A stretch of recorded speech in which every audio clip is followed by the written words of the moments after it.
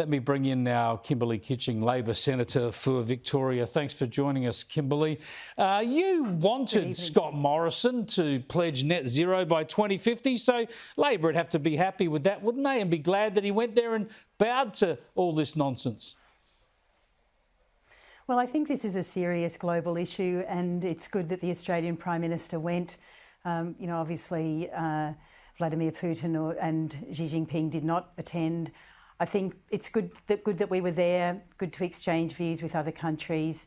And of course, the Labor Party is, we don't have the same divisions that the Liberal and National parties have.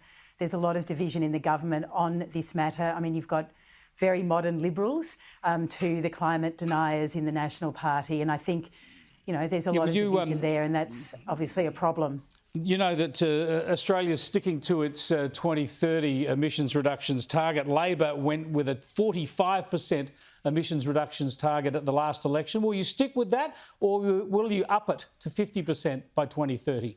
Look, I think that that's a decision and a policy announcement for Chris Bowen and for Anthony Albanese, and I'll leave it to them to make that announcement, which will obviously be happening before the election. So we'll wait to see for that, Chris. Well, yeah, you've got to go 45%. I imagine if you're only less than 50%, you're not really putting your money where your mouth is. But we will wait and see.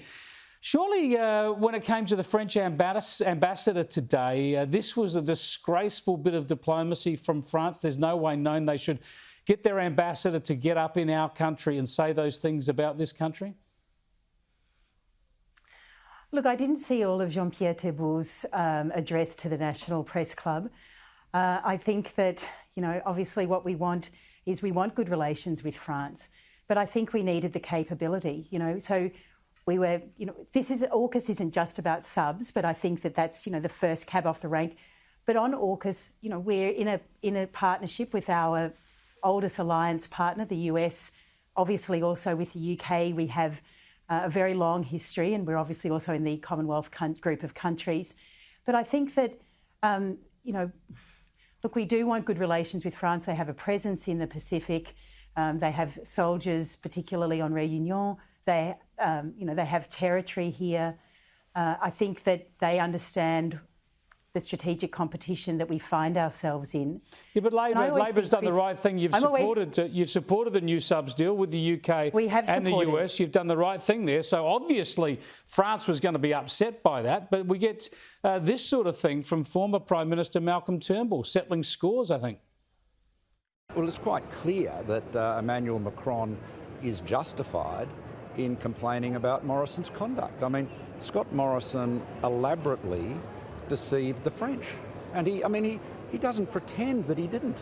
He said we didn't tell them, he wasn't open with them. He's been criticised by the US president for his conduct. He's embarrassed the United States, apparently has misled the United States, and he's deceived France. It is a shameful episode. Really, it is just shameful, and Morrison should apologise. Now, Malcolm Turnbull's just wrong there, isn't he, Kimberly Kitching? There's nothing to suggest that Scott Morrison misled the Americans, and there's no way Scott Morrison could have told the French about a secret top-level deal he was doing with the UK and the US. Mm-hmm.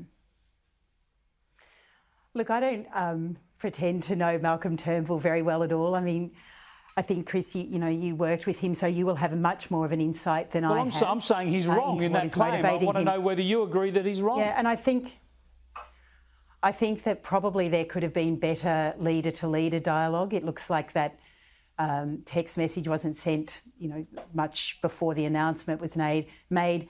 But I think, again, we need this capability in Australia. I'm hoping that the French presidential elections are next April, and that hopefully that after that robust system of government in France, and after we have our federal election here in Australia, there'll be some clear air where people can talk. My view is that we need more countries in the democracy column and fewer countries in the authoritarian regime column.